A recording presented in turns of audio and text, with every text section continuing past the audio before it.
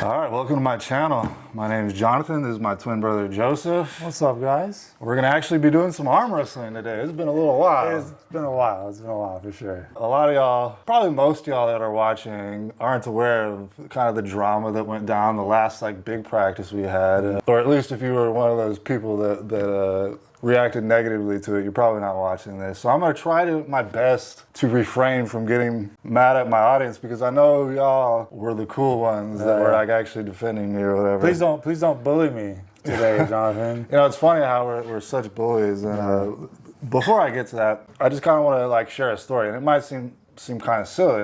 It has to do with our martial arts background, and yes, we were younger and stuff, but pretty wild or whatever, but it's very true. We're 6'4" now. When we were young, we were bigger for our age than the average person. I mean, by the time I was 10, I was bigger than a lot of grown men. At least height-wise. At least height-wise, yes. So we came from karate. I mean, we started karate when we were 5. We did that till I think we were 8 or something. Yeah, something like that. And it got to the point where, so karate, I mean, unless you're in Japan or something, here in the States, it's very point oriented. So it's like contact, like barely touch them, Yeah. And so our instructor would be, always telling us ease up, ease up. Well, the thing about fighting in a lot of ways is a lot of it comes down to reaction time. So if he attacks and I don't counter fast enough and hard enough, his attack will beat me.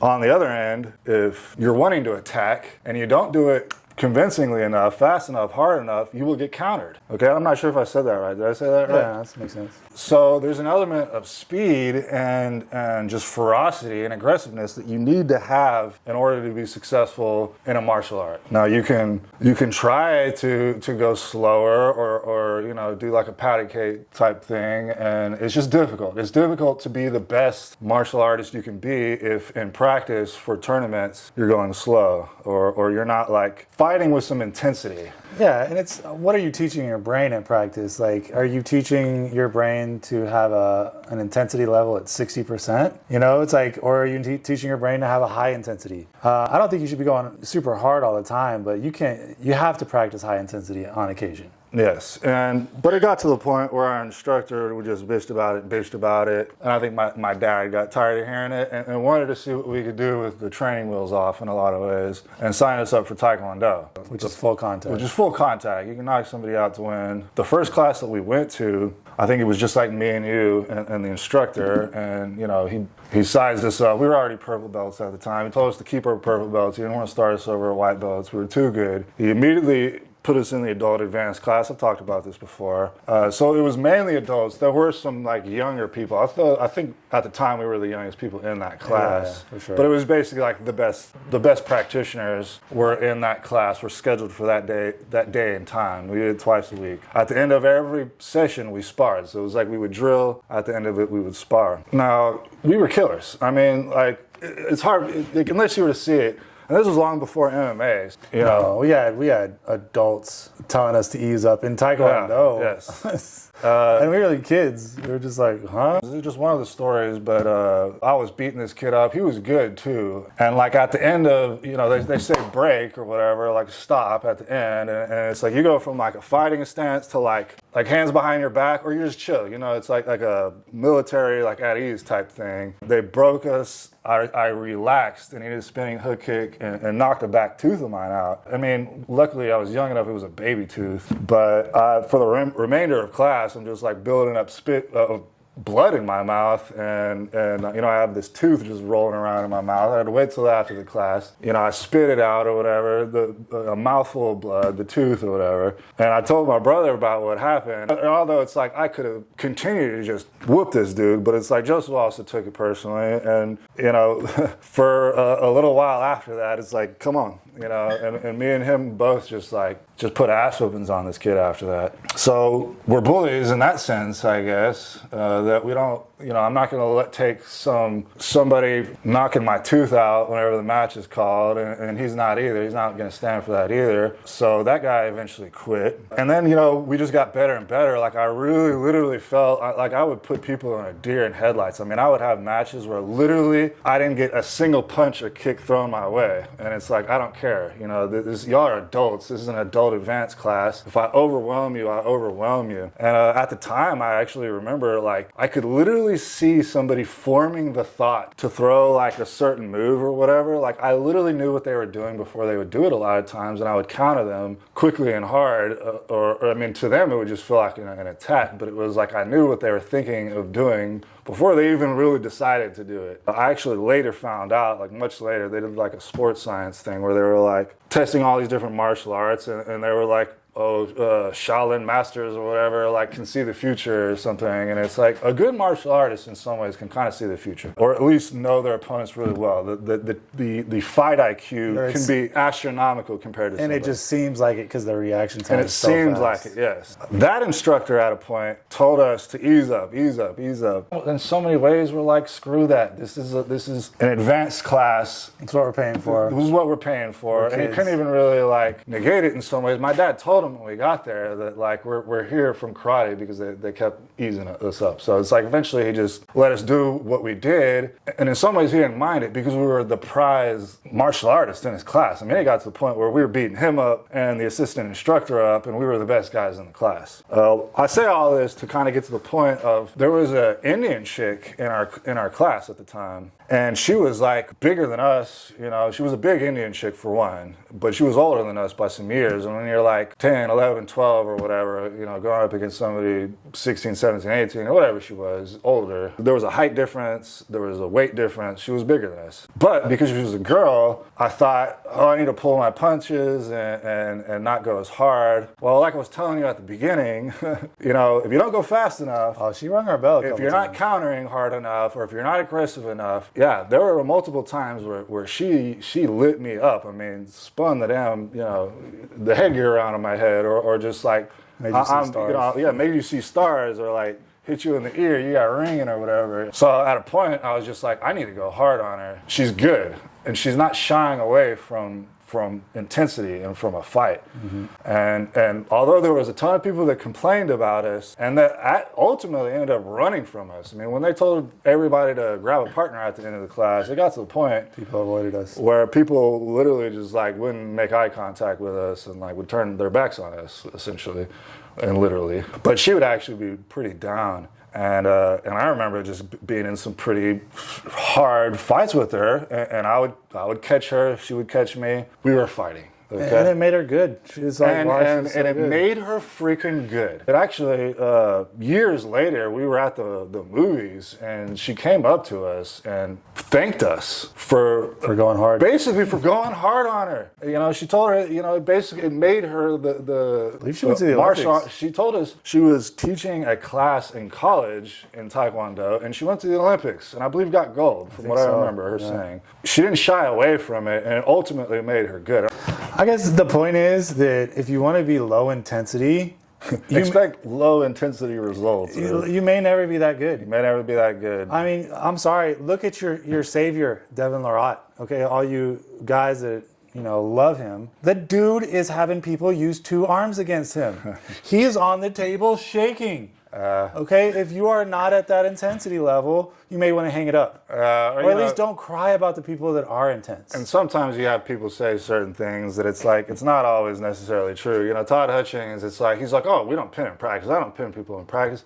Until somebody starts pinning him. I mean, Logan Bittinger, did you see that recently? Yeah. Where like Logan's just like pinning him over and over again. And then the stubbornness of Todd Hutchings comes in, and he's wanting to pin the guy, which, like, ultimately I think he does end up pinning him every time, like, at the end or whatever, because it's like he didn't like getting pinned, and he's really not about what he says. Yeah, like, when they're weaker than you, it's easy to be like, I'm just gonna, like, hold people or whatever. So, you know, take it with a grain of salt, what people say, and, you know, people have called us bullies or whatever. It's like, dude, we're natural arm wrestlers. Think about that, you know, like, some natty arm wrestlers are bullies. That's kind of funny. Usually, anyways, I'll move on. But anyways, I appreciate you guys watching. We're going to get some pulls in. It's been a while. Yeah. I'm losing my warm.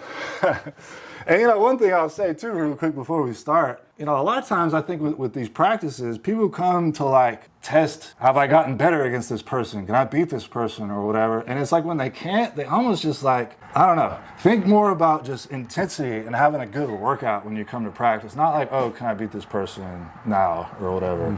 Although, you know, I am talking about intensity. There are some limits. I don't like doing a whole lot of ready goes in practice. It's like when there's both people hitting at the same time, people do tend to get hurt.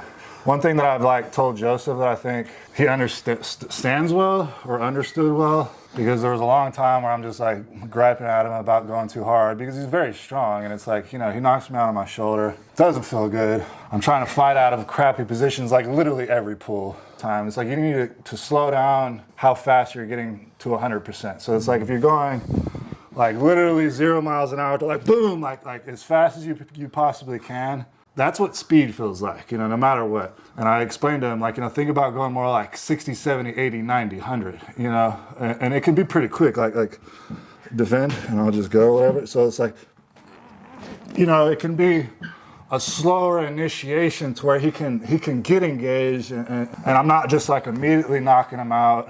So if you are like, if somebody's kind of like telling you to slow up or whatever, think about that. Think about like giving 60%, 70, 80, 90, 100%, even if that takes you like a second or two, you know what I mean? But if in a split second, you're going to 100%, it's always going to feel really fast to somebody. Now, I don't mind if you guys that are much smaller, weaker, more inexperienced than me hit on me all you want. All right, this strap. Hit him not too much. That's starting to hurt, huh? Last one.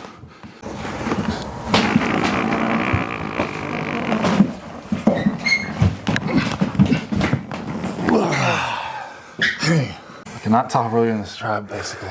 Strap is better for that.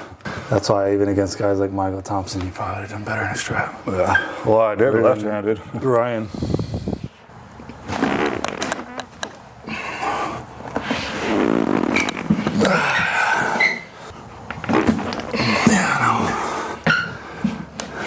Do a Feton drill real quick. Tire me out, I son. want to do that too, really.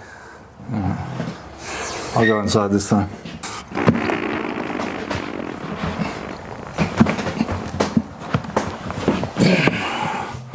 So I'm gonna just try to slowly like either contain you or hook you or whatever, and I just want you to think about top rolling me out this way.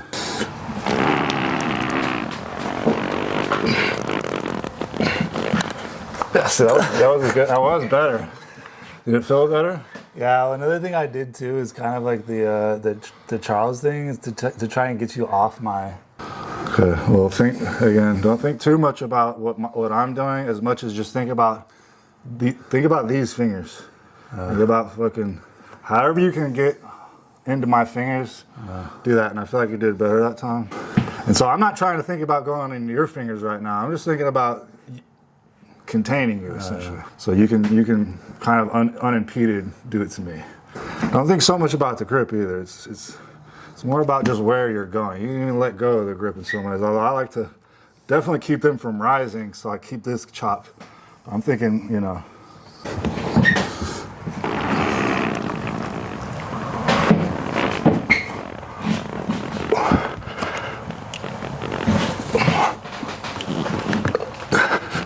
I'm gonna have to slip. That was good though. I could have definitely slipped on it, but it would not have been fun, so it gave a stop. Gave my hand a good workout. So you're hitting the right thing. Same thing left-handed.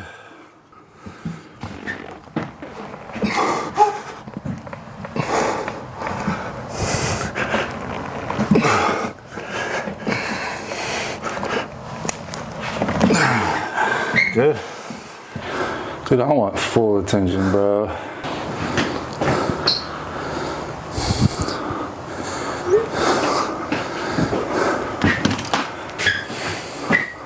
Oh, he's over on the damn. Do you see the bi and the bicep? Enough giving you. I'm gonna attack. Otherwise, I'm gonna forget how to attack. Come down a little bit.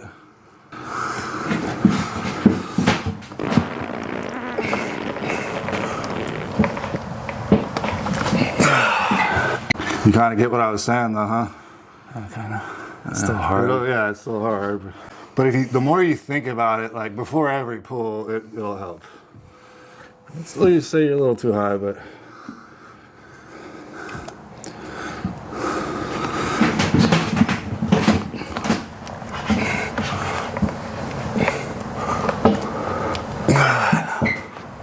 Alright, I'm gonna hook this time. Hook. My left inner elbow's still on, so it's not like super strong, but I'm gonna try. It's getting better.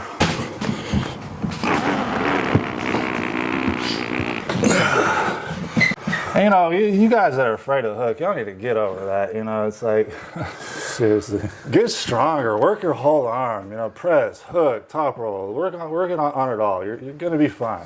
If you've been doing this long enough, if you've been top rolling for a year or more, you're probably okay to start dabbling in the dark arts of hooking or inside game, coming forward, not running away.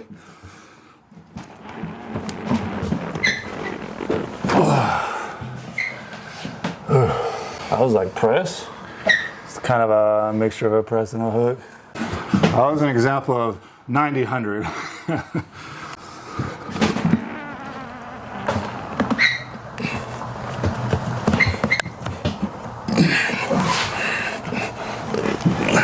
Let me try to top roll you in a strap again.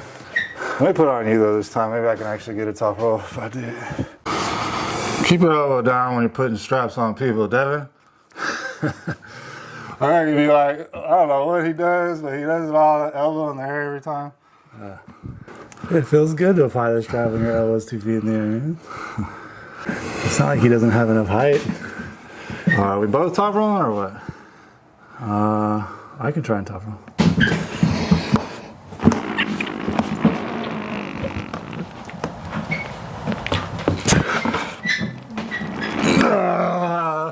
I ended up in the weirdest position because I was like really trying to get the damn top roll, but you held it really well. Because I had you almost like Close. I stayed in the top roll though. yeah, and you kept your hand from getting cracked. It was close. It was close, but no cigar. Alright, I'll try and top roll with you again. Okay. Let's see what happens if I start a little bit further back on the pad. I think that's definitely good practice with people shorter than you, because like you just end up having a lower like way onto their side of the table if you're at the front. So it's like if you move back a little bit when you lower, you're more in the middle. Against me or somebody that's tall or taller than you, probably good to be at the front, but basically everybody else, you either want to be in the middle or maybe a little further back, at least in practice. Probably in the tournament too.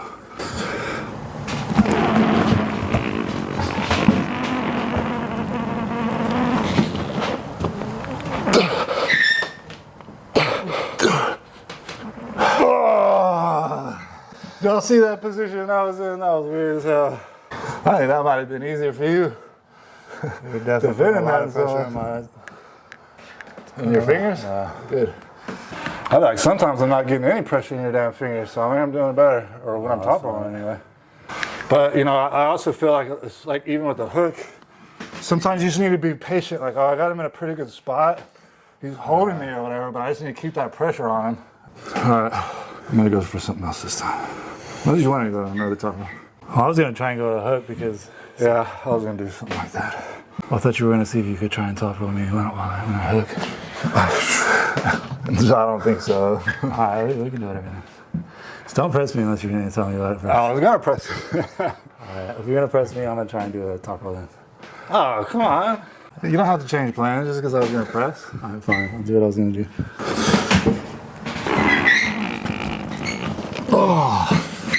Yeah, there's a lot of like compression on the damn elbow when you press. It doesn't feel good. I got the win, but at what cost?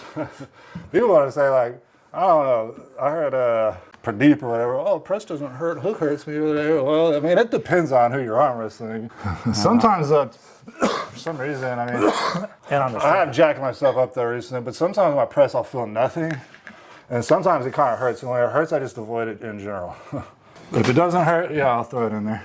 Oh, it's both hooked in. Fuck it.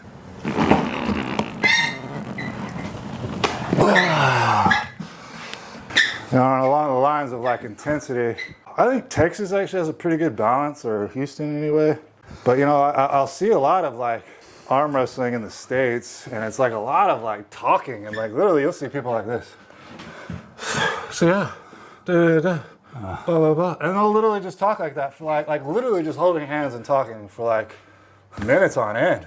I get that to a degree. But then you see like some of the Europeans, like if you ever watch Sandra Settis, like their practice pulls, I mean, they are about business when they're arm wrestling. Like they are not talking, they are not holding hands, they are pinning. And like not a whole lot of like discussion and stuff. I think it can be good if you have something to say or something to teach or whatever, but I don't know if it's because I like watch these videos or whatever.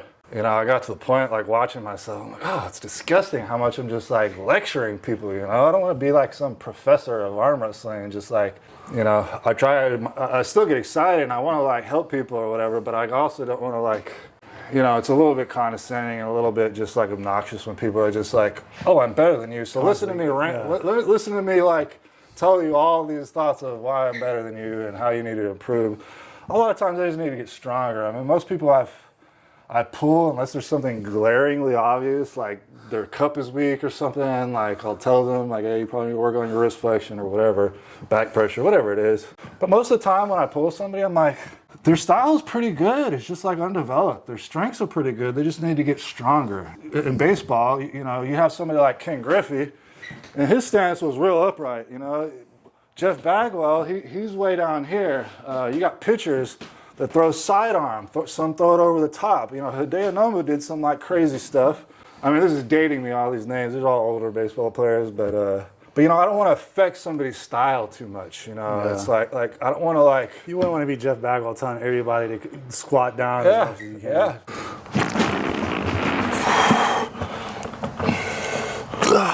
Fuck it there. Give me a Sveton drill.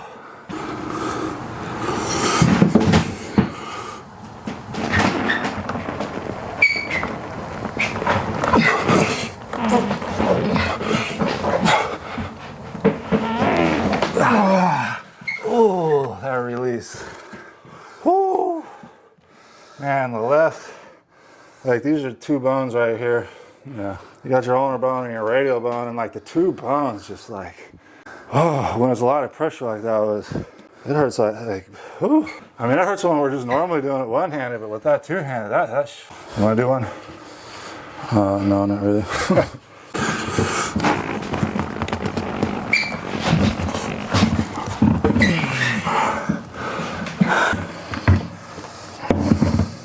How many more do you want to do? You want to do this last one and then drink or something?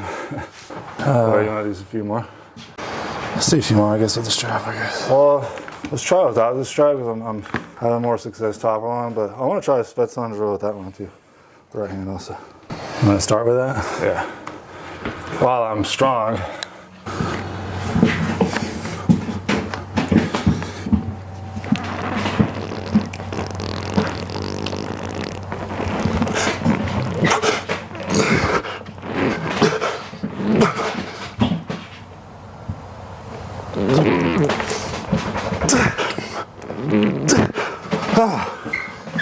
Oh gosh. Ooh. That's what you call effort right there. I tried to go as long as I could too. That's kind of almost an example of it because it's like without the other hand's assistance, like you haven't been getting cracked as easy, but whenever you gave yourself extra back pressure, it almost cracked your hand a little bit more, like easier than normal, I would say. But it was like, even though I had your hand, it was like, it was still too much. But it was great, like how much you were into my fingers and how much like I was just having to try. Oh, yeah, that was hard. All right, your turn. What? Yeah, why I don't know if I need this. not? I mean, we don't have to. Yeah, I don't think I need it. Too I weak. don't have to go somewhere else though, because my fingers are gassed now.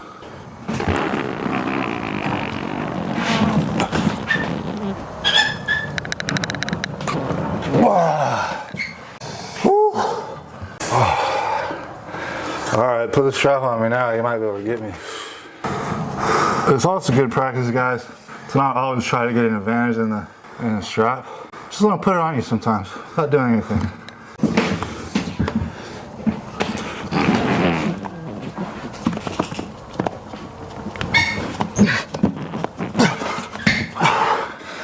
Whew. There close. All right, one more time. Hey.